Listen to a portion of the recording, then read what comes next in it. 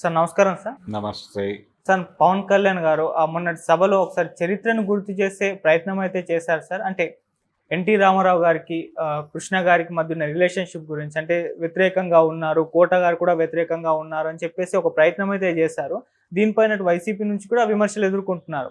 అసలు పవన్ కళ్యాణ్ గారు చెప్పిన చరిత్ర అసలు నిజమేనంటారా? మీ ఒపీనియన్ ఏంటి? అసలు ఏం జరిగింది సార్ అప్పుడు? అంటే వైసీపీ వాళ్ళు ఏమంటున్నారంటే, ఈయనేదో మాట్లాడాడు. మాట్లాడిన దాని మీద ఆయన కృష్ణ మీద అలాగే కోట శ్రీనివాసరావు మీద దాడి చేశాడు పవన్ కళ్యాణ్ అనే పద్ధతిలో వీళ్ళు మాట్లాడుతున్నారు. అయితే వీళ్ళు ప్రాపర్గా చరిత్ర చెప్పే ప్రయత్నం చేయట్లా. ఆయన ఏం మాట్లాడాడు వాస్తవానికి అంటే, నందమూరి తారక రామారావు గారు ఆయన తెలుగువాడి ఆత్మగౌరవం అని పార్టీ పెట్టి ఆయన ఒక పద్ధతిలో ఆయన నడుస్తున్నప్పుడు ఆయనకు వ్యతిరేకంగా కొంతమంది సినిమా వాళ్ళు ఆ రోజుల్లో మోహరించారు. అందులో కృష్ణ గారు ప్రముఖుడు, అలాగే కోట శ్రీనివాసరావు గారు అని మాట్లాడాడు. ఆ పక్కన పురంధేశ్వరి గారు కూడా ఉన్నారు. కోట శ్రీనివాసరావు గారి గురించి మాట్లాడే సందర్భంలో అదేదో పార్టీ నుంచి పోటీ చేసిన కోట గారు అన్నాడు. అంటే రామారావు గారిని అవమానించేలాగా వ్యవహరించాడు కోట శ్రీనివాసరావు అనేది ఆయన చెప్పదలుచుకున్న విషయం. అయితే కోట శ్రీనివాసరావు గారు పర్సనల్గా ఆయన ఎన్టీఆర్ని వ్యతిరేకించటమో అవమానించాలని అనుకోవటమో అలాంటి కార్యక్రమం పెట్టుకోలేదు. ఆ స్ట్రేచర్ కూడా అప్పటికి లేదు ఆయనకి. ఓకే. ఈయన ఉద్దేశంలో ఆయన ఏమిటంటే మండలాధీశుడు అనేటువంటి సినిమాలో ఎన్టీఆర్ లాగా నటించాడు ఆయన. ఎన్టీఆర్ని క్రిటికల్గా అంటే ఎన్టీ రామారావుని రెడిక్యూల్ చేస్తూ తీసిన సినిమా అది. ఎన్టీ రామారావు పరిపాలనని అపహాస్యం చేస్తూ ఆయన మండలాల వ్యవస్థ తీసుకొచ్చాడు కదా, ఆ మండలాల వ్యవస్థని అపహాస్యం చేస్తూ మండలాధీశుడు అనే పేరుతో సినిమా తీశారు.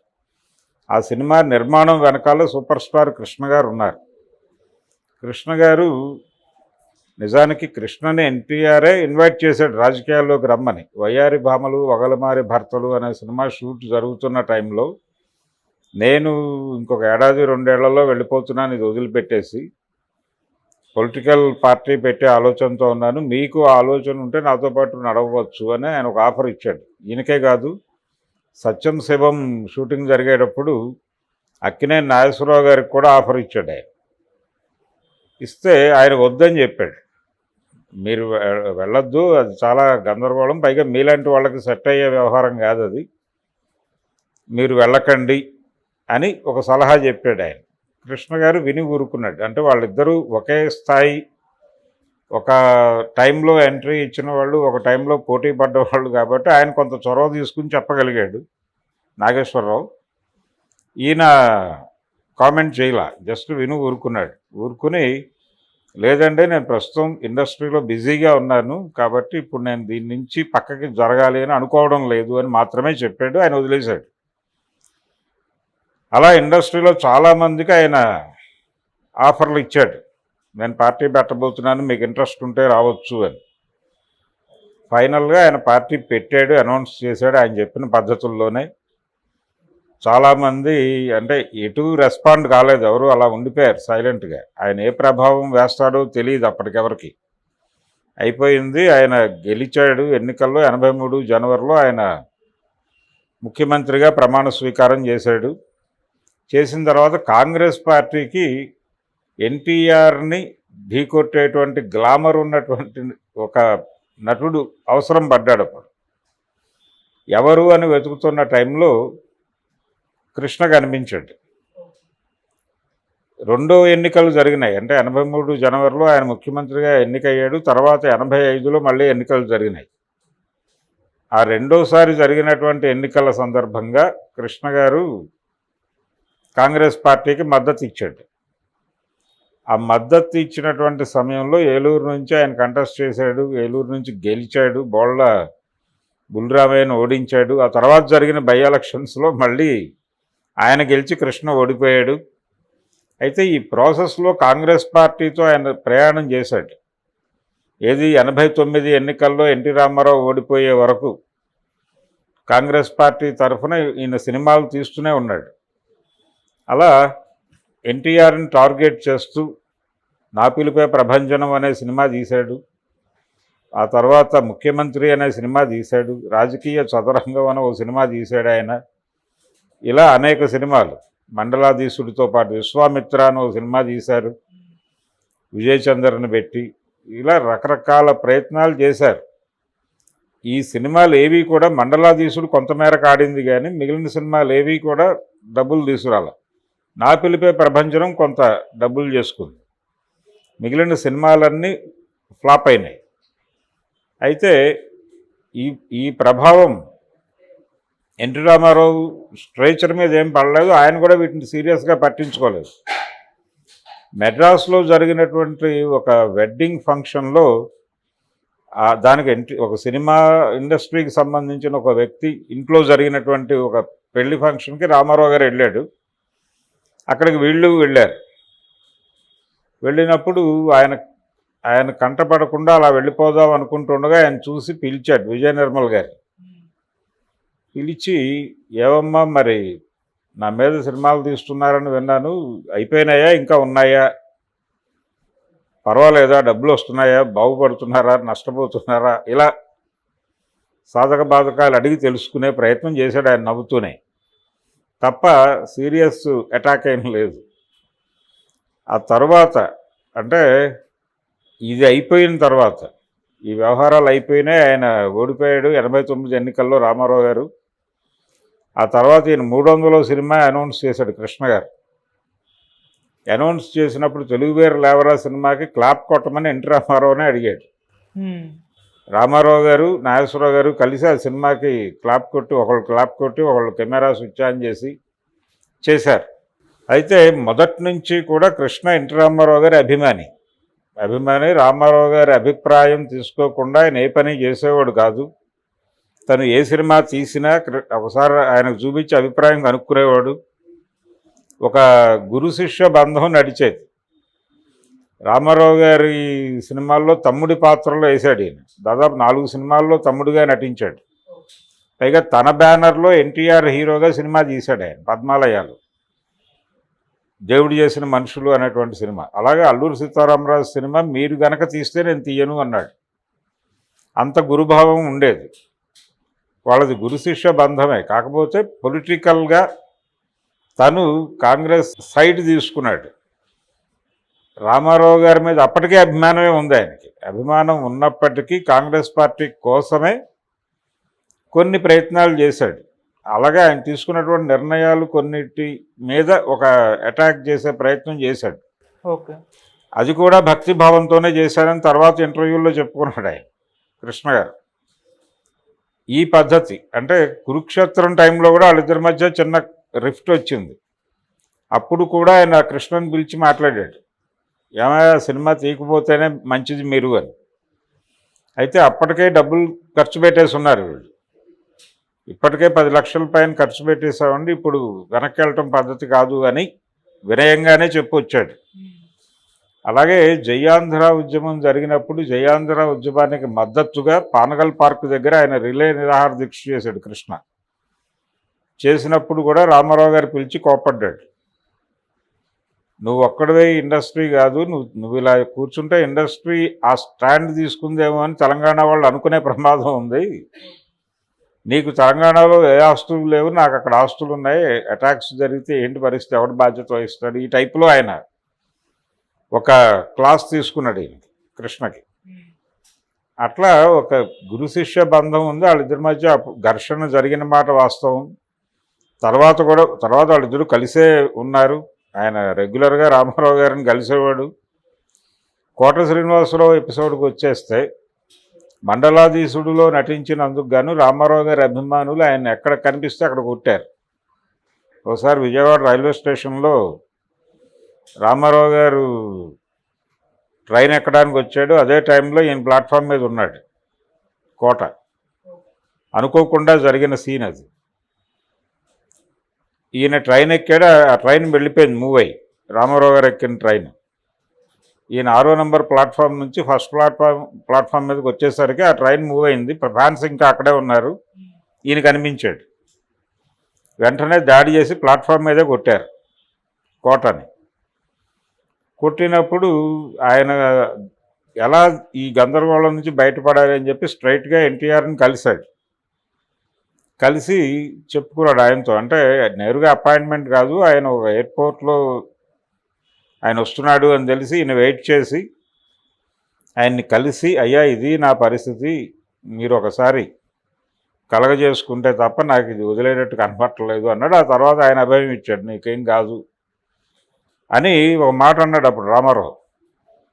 నటుడిగా నువ్వు సక్సెస్, వాళ్ళకంత కోపం వచ్చిందంటే నువ్వు నా పాత్రే వేసి ఉండొచ్చు, అంటే నటుడిగా నువ్వు సక్సెస్ అయ్యావు అనేది అయితే నాకు అర్థమవుతోంది. అందుకని నీకు మంచి భవిష్యత్తు ఉంది, నువ్వు పెద్ద నటుడు అవుతావు, నువ్వేవో ఆందోళన పడకు, ఫర్దర్గా నీ మీద దాడులు జరగవు అని చెప్పాడు. జరగలేదు తర్వాత. ఇలా ఉండేది రిలేషన్స్, అంటే కార్డియల్ రిలేషన్సే ఉండేవి తప్ప శత్రుపూరిత గొడవలేం లేవు. కృష్ణకి రామారావుకి కానీ, కోటగారికి రామారావుకి కానీ, రామారావు గారి గురించి ఇప్పటికీ చాలా గౌరవంగానే మాట్లాడతాడు ఆయన. ఆయన సినిమాల్లో అవకాశాలు రావటము అంటే అప్పటికి ఆయన వెళ్ళిపోయే మూడ్లో ఉండగా ఈయన ఎంట్రీ ఇచ్చాడు కాబట్టి ఎక్కువ అవకాశాలు రాలేదు అనేది ఒక బాధ ఆయన ఇప్పటికీ వ్యక్తం చేస్తూ ఉంటాడు ఇంటర్వ్యూల్లో. ఇలాంటి సందర్భంలో వీళ్ళ మధ్య ఉన్నటువంటి రిలేషను, ఈ కాంట్రడక్షన్లు ఇవి ప్రాపర్గా ప్రజెంట్ చేయకుండా ఎందుకు అసలు ఆ టాపిక్ ఎత్తుకున్నాడు పవన్ కళ్యాణ్ అనేది ఒక విడ్డూరం. అయితే ఏదో పార్టీ నుంచి పోటీ చేశాడు కోట అని మాట్లాడాడు ఆయన. ఏదో పార్టీ నుంచి పోటీ చేసినప్పుడు గొడవ రాలా. ఏదో పార్టీ కాదు, అది భారతీయ జనతా పార్టీయే. భారతీయ జనతా పార్టీతో పొత్తులో ఉన్నాడు ఇప్పుడు ఆయన. పైగా ఆ పార్టీ అధ్యక్షురాలు పక్కనే నిలబడి ఉంది. మరి ఆవిడైనా కరెక్ట్ చేయాలి కదా. మా పార్టీ నుంచి విజయవాడ తూర్పు నియోజకవర్గం ఎమ్మెల్యేగా గెలిచాడు ఆయన. ఆ తర్వాత ఎన్నికల్లో ఆయన కంటెస్ట్ చేయలే. ఆ టైంలో కొంత యాక్టివ్గా వ్యవహరించే ప్రయత్నం చేశాడు. విజయవాడలో బ్యాంక్ మేనేజర్గా పనిచేసిన చరిత్ర ఉంది ఆయనకి. దాంతో విజయవాడ తూర్పు నియోజకవర్గంలో ఆయన నిలబెట్టారు, ఆయన గెలిచాడు. పవన్ కళ్యాణ్ లాగా ఓడిపోలేదు, గెలిచాడు విజయవంతంగా. ఆ తర్వాత కంటెస్ట్ చేయలేదు. ఇక భారతీయ జనతా పార్టీతో ఇప్పటికీ ఉన్నాడు ఆయన సైకలాజికల్గా. ఆయన మానసిక అభిప్రాయాలు హిందుత్వ అభిప్రాయాలే ఇప్పటికీ. కాబట్టి అటువంటి కోట శ్రీనివాసరావుని పట్టుకొని ఆ వేదిక మీద అదేదో పార్టీ అనటం, ఆయన రాజకీయాల్లోకి వచ్చి రామారావును వ్యతిరేకించాడు అంటాం, రాజకీయాల్లోకి రాకపూర్వం ఎప్పుడూ జరిగిన సంఘటన అది. ఇలాంటి స్టేట్మెంట్లు ఇచ్చేటప్పుడు కొంచెం చరిత్ర, కొంచెం అబ్జర్వేషను, కొంచెం ఎవరినైనా అడిగి తెలుసుకుని మాట్లాడితే కొంచెం పద్ధతిగా ఉంటుంది. లేకపోతే ఇలాంటి దాడులకు గురవాల్సి వస్తుంది. అంచేత పవన్ కళ్యాణ్ కోట శ్రీనివాసరావుకి సారీ చెప్పాల్సిన పరిస్థితి ఆయన ఉన్నాడు కాబట్టి. కృష్ణ గారి గురించి ఆయన అంటే తెలియనితనంతో ఏదో మాట్లాడాడు తప్ప కృష్ణని ఏదో అగౌరవపరచలేదు. కానీ అగౌరవపరిచినట్టుగా దానికి ఒక కలర్ ఇచ్చి గొడవ చేసే ప్రయత్నం వైసీపీ వాళ్ళు చేస్తున్నారు. వాళ్ళు కూడా ప్రాపర్గా చరిత్రను మాట్లాడట్లేదు. ఆయన కాంగ్రెస్ పార్టీకి ప్రచారం చేయడానికి కొన్ని బాధ్యతలు ఒప్పుకున్నాడు రాజీవ్ గాంధీ టైంలో. రాజీవ్ గాంధీ మరణానంతరం మళ్ళీ ఆ పార్టీకి దూరం అయ్యాడు. ఆ తర్వాత విజయ నిర్మల గారు తెలుగుదేశం పార్టీ తీర్థం పుచ్చుకుని ఆ పార్టీ తరఫున కంటెస్ట్ చేసి ఓడిపోయింది. తర్వాత చివరి రోజుల్లో వాళ్ళు జగన్మోహన్ రెడ్డి గారికి కూడా మద్దతు ప్రకటించారు.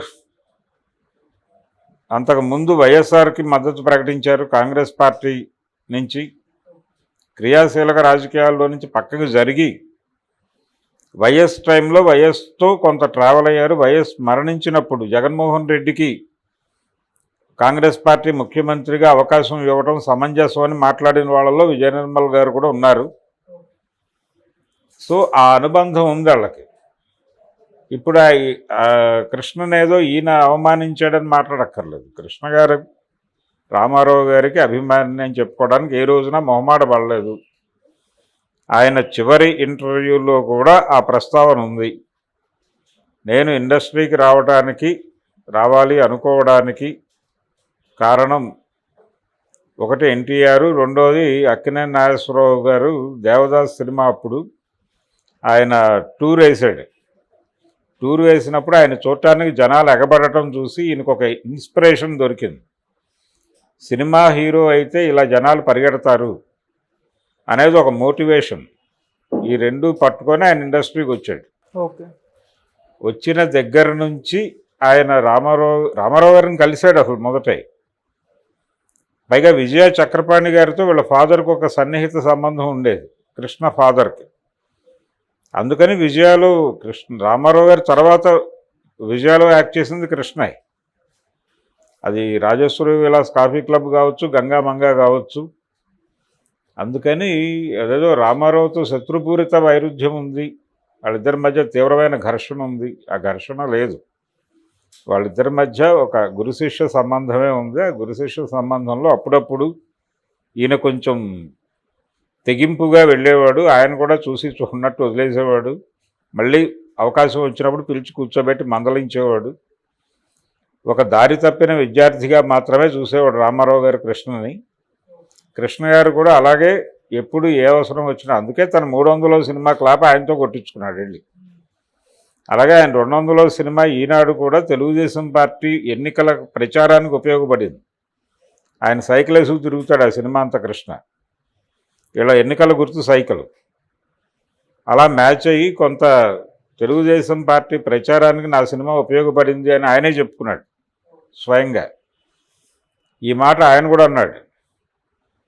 ఇలా ఒక రిలేషన్ ఉండేది, గొడవలు ఉన్నప్పటికీ రిలేషన్ కూడా మంచిగా ఉండేది. ఒక గుడ్ రిలేషన్లో నడిచేవాళ్ళు వాళ్ళు. తన్ని ప్రొడ్యూసర్ని చేసింది కూడా రామారావు గారే. ఆయన్ని పన్నంటి కాపురం టైంలో ఎంకరేజ్ చేసి, ఏం కాదు నువ్వు డబ్బులు పెట్టు డబ్బులు వచ్చేస్తాయని చెప్పి భరోసా ఇచ్చి దింపింది రామారావే. అందుకని ఈ చరిత్ర కొంచెం తెలుసుకుని మాట్లాడితే ఇలాంటి విషయాలు వెళ్ళేటప్పుడు జనాలు గందరగోళ పడకుండా ఉంటారు. వీళ్ళు కూడా కొంచెం పవన్ కళ్యాణ్ మీద ఏకోన్ముఖ దాడి కంటే కూడా ఆయన మాట్లాడిన దానిలో తప్పేమిటి అనేది కరెక్షన్ చేస్తే సరిపోతుంది. ఒకటే తప్పు, ఆయన సీరియస్ మిస్టేక్ అయితే ఏదో పార్టీ అని కోట శ్రీనివాసరావుని అవమానపరచటమే. కోటని మాత్రమే కాదు, భారతీయ జనతా పార్టీని అవమానపరచటమే. కోట గారు ఇప్పటికీ సీరియస్గా హిందుత్వ అభిప్రాయాలతోనే ఉన్నాడు. ఆయన నేరుగా నాతోనే ఒక దారుణమైన స్టేట్మెంట్ ఇచ్చాడు. నేను అంగీకరించని మాట అన్నాడు నాతో ఆయన. ఏమంటే మీరు యాంటీ హిందుత్వ మాట్లాడతారు, ఎక్కడైనా ఒక ప్రెసిడెంట్ కలవాలంటే ఎక్కువ ఓట్లు వచ్చిన వాడినే కదా ఎన్నుకునేది, లేదు ఎమ్మెల్యే అయితే ఎక్కువ ఓట్లు వచ్చిన వాడినే కదా. ఏదైనా మెజారిటీ ప్రకారం నడిచేటప్పుడు మెజారిటీ మతం ప్రకారం పాలన జరగాలంటే తప్పెందుకు పడతారు మీరు అన్నాడు నన్ను. కాబట్టి ఇప్పటికే ఆయనలో స్ట్రాంగ్ హిందుత్వం ఉంది. అలాంటి వాడిని పట్టుకుని స్టేజ్ మీద అదేదో పార్టీ మాట్లాడటం నిజంగా తప్పు. రామారావు గారిని కృష్ణని అవమానపరచలే ఆయన అవమానపరిచింది కోట శ్రీనివాసరావుని. కోటకి మాత్రం సారీ చెప్పాలి. Okay sir, thank you so much sir. Thank you.